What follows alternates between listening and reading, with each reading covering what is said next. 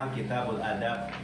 Kitabul Adab karya dari Sayyid Muhammad Amin bin Idrus bin Syekh Abu Bakar bin Salim Ba'alawi Al-Husaini radhiyallahu ta'ala anhu wa ardhah. Sampai di halaman 275. Yang belum ada, yang sudah pesan insya Allah minggu depan ya. Bismillahirrahmanirrahim. Sampai di pembahasan adab ketika melihat orang yang cacat ya. Masih dalam kaitannya bab adab ketika melihat orang yang cacat yang kita temui dimanapun kita berada. Sampai kita di poin yang ke-6, adab ya, adab ketika bertemu dengan orang yang cacat, ketika melihat orang yang cacat ya, ada kekurangan pada dirinya, adalah adab yang ke-6-nya memberi bantuan jika memiliki kemampuan. Kasih sekemampuan kita, kasih pertolongan dia. Bukan malah dijadikan gunjingan, bahan bercandaan, bahan ya apa? Ya ejekan, ya, apalagi sampai cacian dan makian, waliyadzubillah.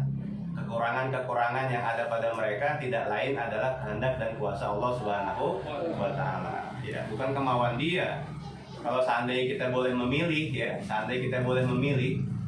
ya kita pasti akan memilih apa? Yang terbaik, yang sempurna. Nggak mungkin kita mau memilih dengan sesuatu yang kurang ya, naudzubillah min dzalik ya. Jadi kalau bisa kasih bantuan sesuai dengan kemampuan kita, kasih pertolongan, kasih bantuan sesuai dengan kemampuan kita. Yang ketujuh di antara adabnya melihat orang yang cacat ya, baca doa ini, doa yang diajarkan oleh Rasul Shallallahu Alaihi Wasallam ya, ketika dia melihat sesuatu yang kurang ya, dia merasa dirinya sempurna lah, bagus ya, ada yang dia lihat kurang ya, berupa cacat, kekurangan yang terlihat nyata ya, atau paling tidak kita melihat orang-orang yang selalu digandrungi dengan keduniaan, itu paling tidak itu bagian dari musibah ya. Musibah terbesar adalah apa? Ketika manusia itu selalu digandrungi oleh urusan keduniaan, sulit untuk mendekatkan, merapatkan diri kepada Allah Subhanahu wa taala. Mau sholat susah ya kan, mau ngaji susah, ada aja alasannya. Sehingga kecenderungannya apa? Duniawi. Ya, ini juga bagian dari musibah. Yang kalau kita melihat hal yang seperti itu, kita pun patut membaca doa ini. Sama seperti yang ya dilakukan oleh Al-Imam Shibli. Ya, Imam Shibli radhiyallahu anhu, ya, beliau wali besar. Beliau sufi. Ya, sufi besar. Ya, yang setiap kali beliau lihat ada kekurangan pada diri orang lain, dan ketika beliau melihat ada kecenderungan orang selalu urusannya duniawi. Ngaji kagak, sholat kagak, udah sibuk dengan keduniaannya. Beliau mengatakan apa? Allahumma inni as'aluka al-'afwa wal 'afiyah. Alhamdulillahilladzi 'afani mimma talaka bihi. Gitu. Nah, ini Rasulullah Shallallahu Alaihi Wasallam mengajarkan kita, siapapun kita yang melihat ada kekurangan pada diri orang, cacat yang kita lihat secara langsung, ya, atau kekurangan mental, ya, ada kekurangan pada diri orang yang kita lihat. Apa yang diajarkan oleh Rasulullah? Baca doa, Alhamdulillahilladzi afani mimma talaka bihi wa faddalani ala katsirin mimman khalaqa tafdila. Ini baca nih. Ya. Barang siapa yang baca doa ini nih, ya, barang siapa yang baca doa ini, niscaya Allah jaga dia nggak akan tertimpa musibah seumur hidupnya. Apa enggak? Hafal minimal. Ya, bikin catatan besar loh, apa? Alhamdulillahilladzi afani mimma talaka bihi wa faddalani ala katsirin mimman khalaqa tafdila. Itu apa itu? Orang kalau baca ini ketika melihat sesuatu yang cacat, melihat orang cacat, melihat ada kekurangan pada diri orang lain, kita baca doa ini nih, Allah jaga ya, dia tidak akan tertimpa musibah seumur hidupnya. Baca ya, ini amaliyat ya, orang-orang yang sudah tingkat ma'rifatnya tinggi kepada Allah Subhanahu wa taala. Jadi baca apa? Alhamdulillahilladzi afani mimma ibtalaka bi wa faddalani ala katsirin mimman khalaqa tafdila. Segala puji bagi Allah yang telah menyelamatkan aku, afani, yang telah menyelamatkan aku mimma ibtalaka bi, dari apa yang telah Engkau berikan cobaan kepada orang itu. Ya, wa faddalani, dan segala puji bagi Allah yang telah memberikan kelebihan bagiku ala katsirin mimman khalaqa tafdila, atas kebanyakan orang dari orang yang telah Dia ciptakan dengan beberapa kelebihan. Alhamdulillah. Masih banyak kekurangan tapi tidak ada pada diri kita. Coba lihat. Sampai sekarang nih mata masih sehat ya kan?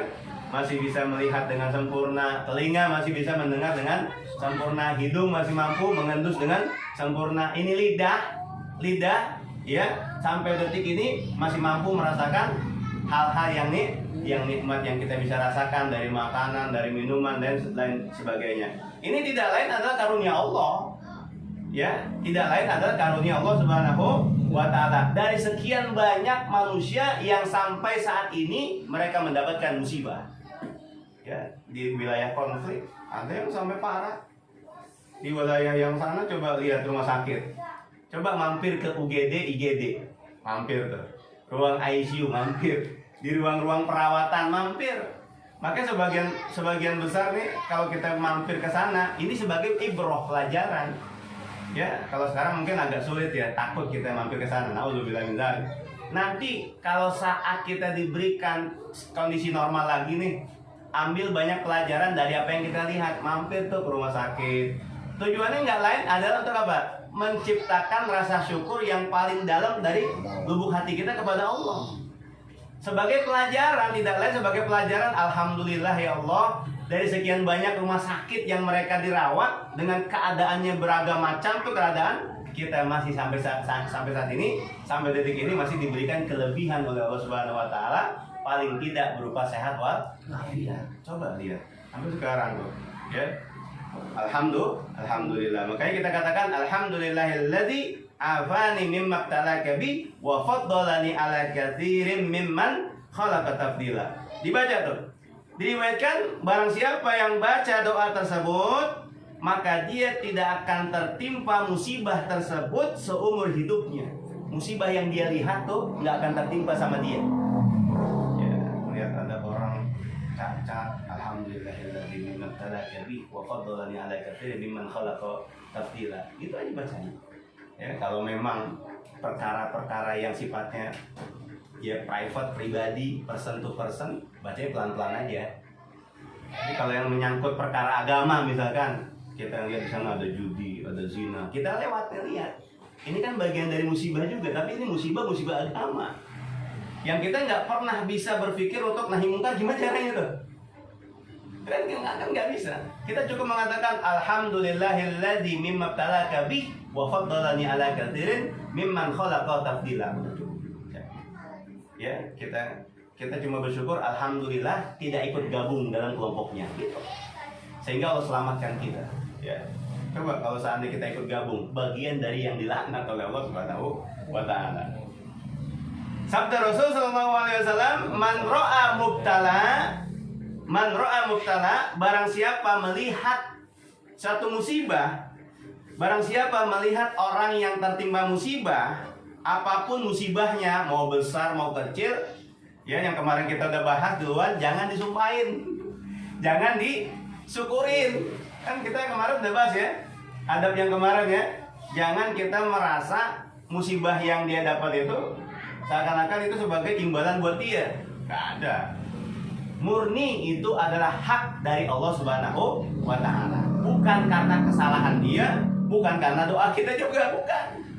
Tetapi murni adalah memang Allah punya kehendak.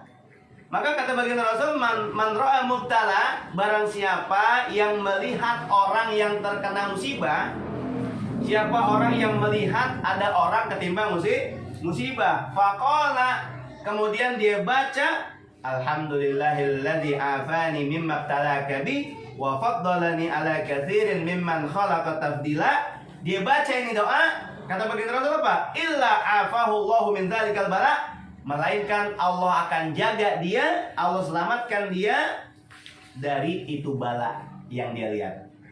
Ya, kita kan lihat banyak sekarang nih, ya bisa dari medsos yang kita lihat kan, ada orang nge-share musibah. Kita nontonnya jangan terlalu senang, nggak baca apa-apa. Iya kan, di TV yang kita lihat, di beritanya, ya di beritanya, di medsosnya, di apapun medianya yang kita lihat, ada musibah yang kita lihat, ucapkan alhamdulillahilladzi alladzi afani mimma ibtalaka bi wa faddalani ala katsirin mimman khalaqa tafdila. Berarti kalau seandainya sudah ngelihat itu, langsung buru-buru buka kitabnya. Mana ya? Oh iya, ini dia, langsung baca. Ya, makanya ini sebagai solusi dari kita, tulis yang kayak gini, tulis pajang di rumah tuh. Kalau amalan habis sholat? Hah? Kalau doa habis sholat biar dirajimin supaya biar cepet hafal atau gimana gitu? Iya, nggak masalah, nggak masalah. Cara bagaimana orangnya, ya itu kan teknis ya. Teknis dia bisa tersimpan dengan baik hafalan itu, ya silakan. Mau setiap habis sholat atau mau setiap mau berangkat kerja, dalam fikul hal, dalam setiap keadaan kita boleh tuh hafalkan, karena ini tidak lain preventif kita nih. Otomatis kan ini pencegahan dini, lebih baik mencegah daripada mengobati, kan itu bahasanya. Berarti kalau yang kena corona langsung doain aja. Langsung doain. Kita dengar nih si fulan, ya Allah positif. Langsung kita baca alhamdulillahilladzi mimma ibtalaka. Oh berarti ini penangkalnya sudah ketemu Penangkal. obatnya udah ketemu. Penangkal, dan nggak akan pernah tertimpa musibah seumur hidup. Alhamdulillah. Nggak akan pernah. Dari sekarang deh kita baca. Ya Bismillahirrahmanirrahim. Alhamdulillahilladzi afani mimma ibtalaka bihi wa faddalani ala katsirin mimman khalaqa tafdila. Dari semua musibah yang pernah kita lihat, kita baca ini nih malam ini nih, insya Allah jauh. Rasul yang menjamin. Ya, kata Nabi apa? Illa afahullah min dzalikal bala, niscaya Allah selamatkan dia, segera langsung Allah selamatkan dia min dzalikal bala, dari musibah itu. Kainam makana, apapun itu kejadiannya Allah jaga. Kainam makana, ya, abadan ma'asya, selama-lamanya, selama dia hidup, selama dia masih hidup, Allah jauhkan dari musibah yang dia lihat, yang kemudian apa? Dia baca doa ini, alhamdulillahilladzi afani mimma ibtalaka bihi wa faddalani ala katsirin mimman khalaqa tafdila. Ya, Masya Allah ya. Ya, alhamdulillah kita udah baca dari semua kejadian yang kita lihat, kita wakilkan sekarang doanya. Kita wakilkan sekarang doanya. Allah jaga, sekali doang bacanya. Tapi nanti kalau besok ada ngeliat lagi, baca lagi. Ya, ini yang kemarin-kemarin nggak baca, kita baca sekarang. Sebagai bagian mengamalkan dari apa yang diajarkan oleh Rasulullah SAW. Faedahnya yang pertama, ini para ulama menjelaskan, ya, dianjurkannya baca doa ini dengan mengeraskan suara kalau musibah yang menimpa itu ada pada agamanya.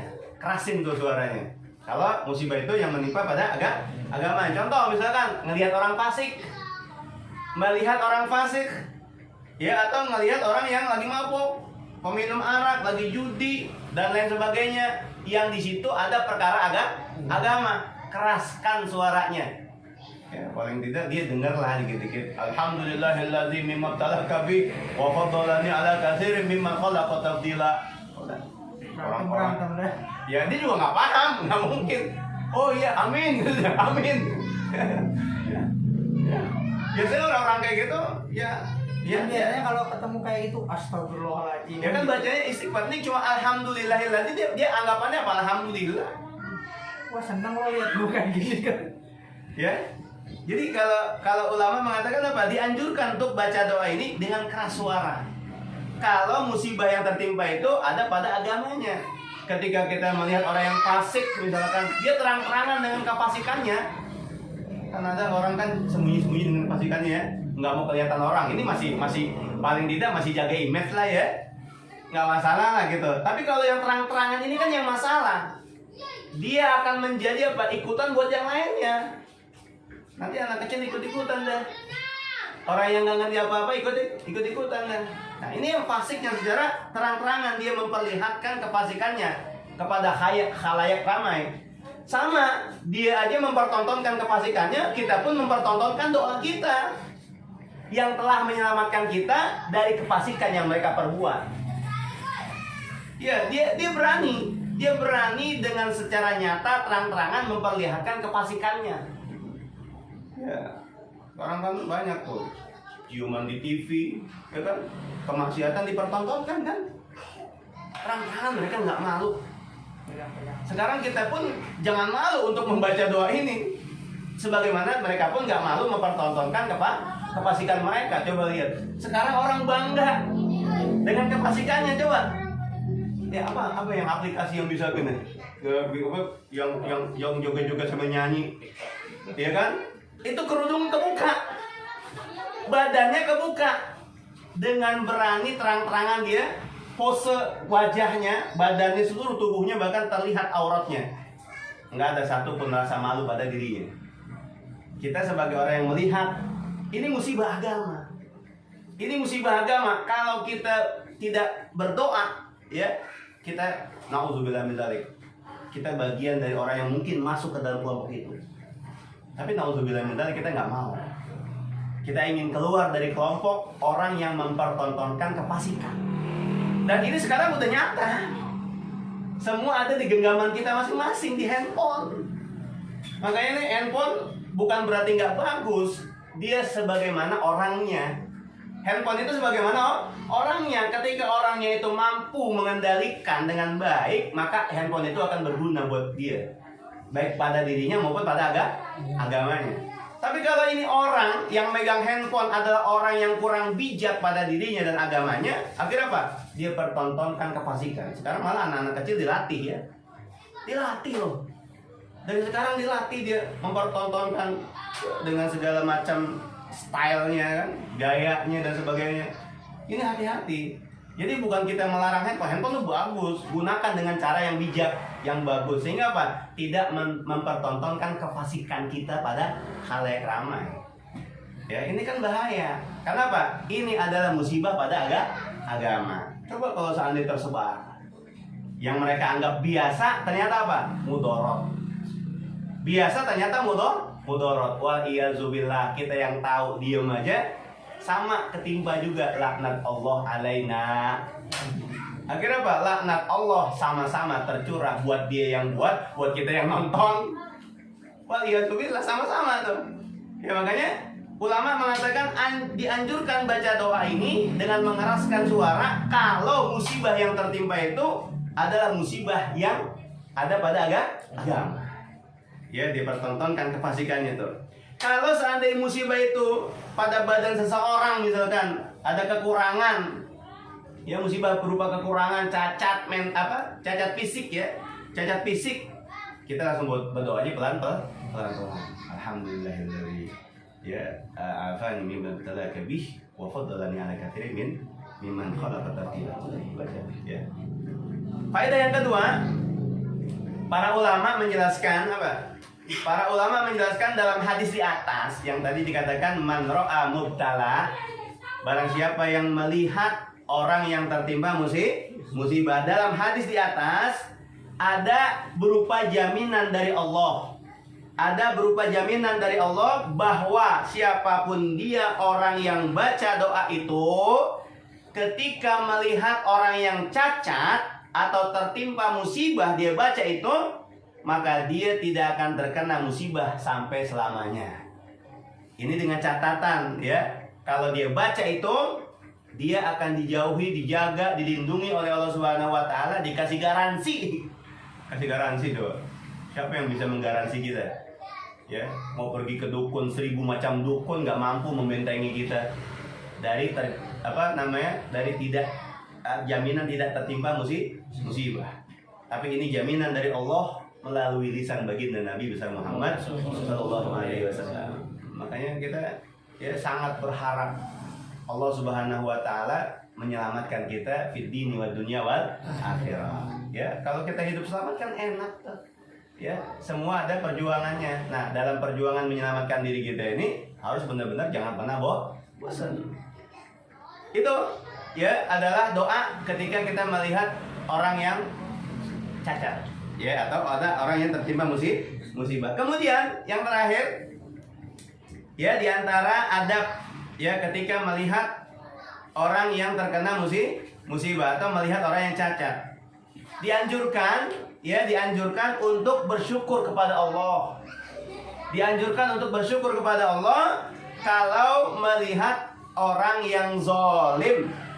Dianjurkan untuk bersyukur kepada Allah ketika melihat orang yang zalim atau orang yang fasik, ya, yang dia pertontonkan kefasikannya itu, ya, atau orang yang pola pikirnya hanya terlibat pada dunia. Ada tuh ya. Ada orang yang pola pikirnya hanya dunia dan dunia. Ya, dikit-dikit dunia gitu.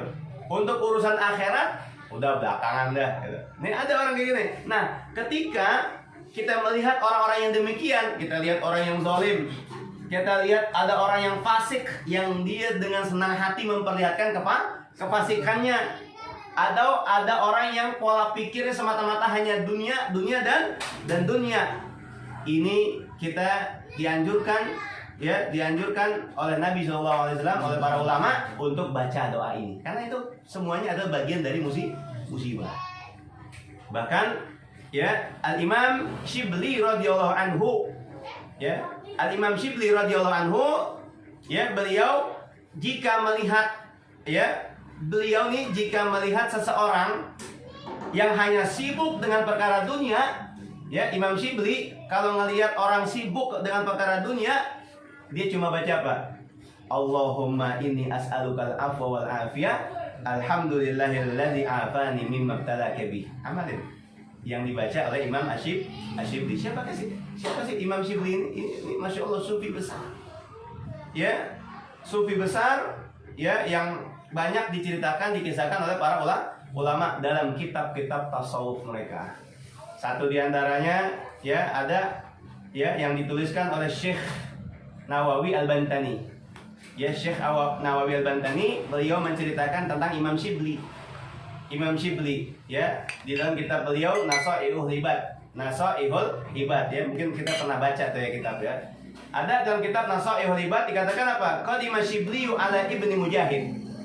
Pernah suatu ketika nih Shibli, ya, Al-Imam Shibli, ya, rahimahullah, beliau pernah datang ke rumahnya Ibnu Mujahid, ulama juga, ya, sama-sama ulama beliau. Ya, datang beliau Imam Shibli ke Ibnu Mujahid, fa'anaqahu Ibnu Mujahid, ya, kemudian disambut itu beliau Imam Shibli dengan pelukan yang penuh dengan kasih sayang. Imam Shibli masuk ke rumah Ibnu Mujahid, Ibnu Mujahid berdiri menyambut Imam Shibli dengan pelukan. Wa qabbala baina ainaihi. Kemudian Ibnu Mujahid mengecup nih kening, ya, di antara keningnya, dikecup keningnya, dipeluk, kemudian dikecup keningnya. Orang yang ngelihat, ya, orang yang lihat dari murid-murid beliau nih, murid beliau Ibnu Mujahid, wasuila anzalik, nanya, heran dia, kenapa kok perlakuannya sebegitu rupa?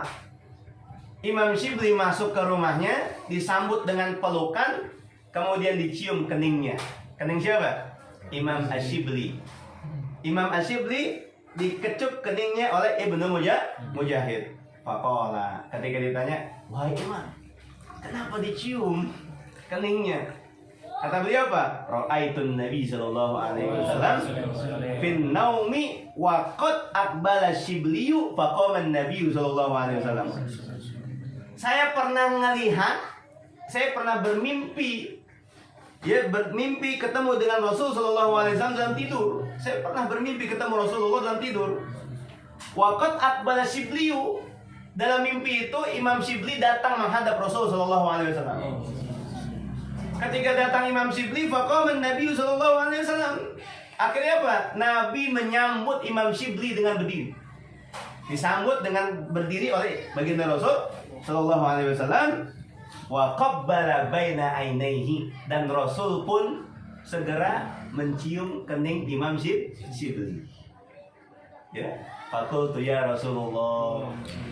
Kata Ibnu Mujahid, ya Rasulullah, wahai Rasulullah, ataf'alu hadza bi Shibli? Ini benar engkau lakukan buat Imam Shibli ya Rasul? Engkau cium keningnya ya Rasul? Benarkah ini demikian ya Rasul? Faqala na'am. Rasul mengatakan, na'am, iya. Saya kecup kening Imam Shibli. Ya. Kenapa ya Rasul? Kata Rasul apa? Fa innahu lam yusalli faridatan illa wa huwa yaqra'u khalfaha laqad ja'akum rasulun min anfusikum azizun 'alaihi ma anittum harisun 'alaikum bil mu'minina raufur rahim fa in tawallaw faqul hasbiyallahu la ilaha illa huwa alaihi tawakkaltu wa huwa rabbul 'arsyil 'azim. Kata baginda Rasul apa? Kenapa saya kecup keningnya? Karena dia nih Imam Shibli, Asyibli nih, dia nggak sholat fardu, ya, dia tidak melaksanakan sholat fardu kecuali dia pasti baca setelah sholat fardu kalimat laqad ja'akum sampai selesai.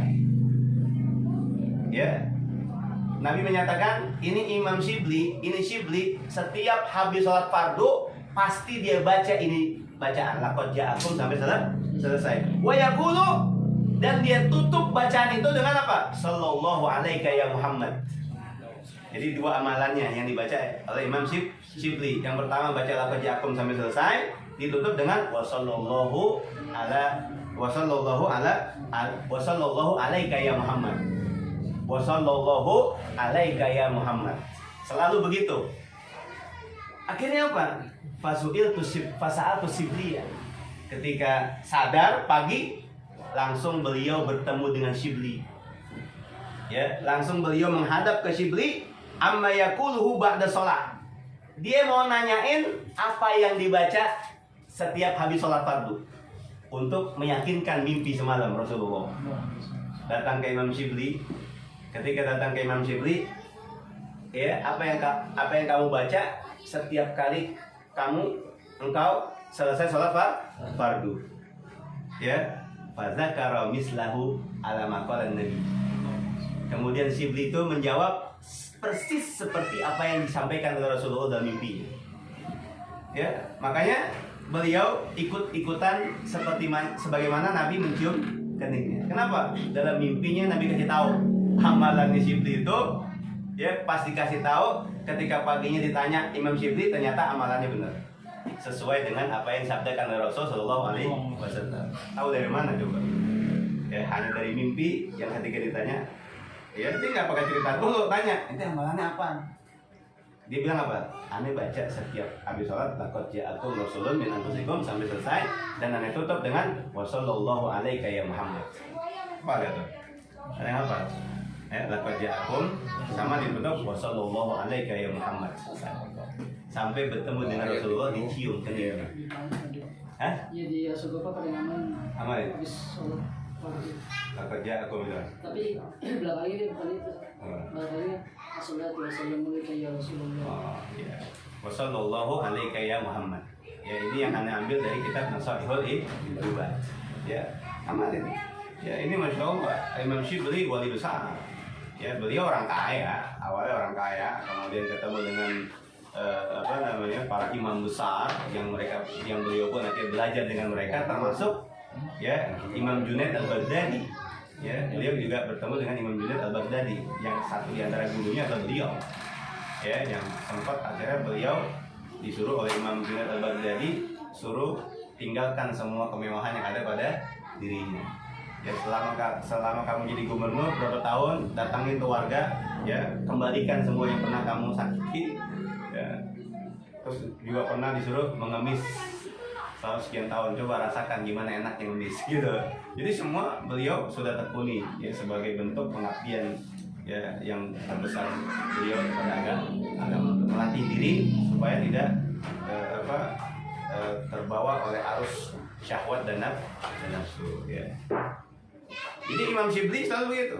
Makanya ya kita sebagai orang yang paham tentang hal ini, ya Bismillah, satu persatu kita ikutin apa yang diajarkan oleh Rasul Shallallahu Alaihi Wasallam. Ya Insya Allah di minggu yang akan datang adab menjenguk orang yang sakit. Allahu a'lam bishawab. Ya, ini mau yuk nih.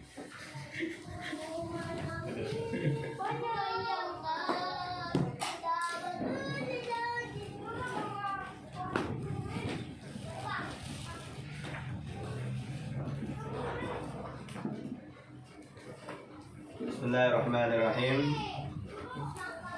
Kitab kedua kajian ya malam Selasa. Kitab yang kedua ya kitab Fiqhul Ibadah karya Syekh Muhammad Amin bin Idrus bin Syekh Abu Bakar bin Sa'id Ba'alawi. Sampai kita di pembahasan yang keberapa?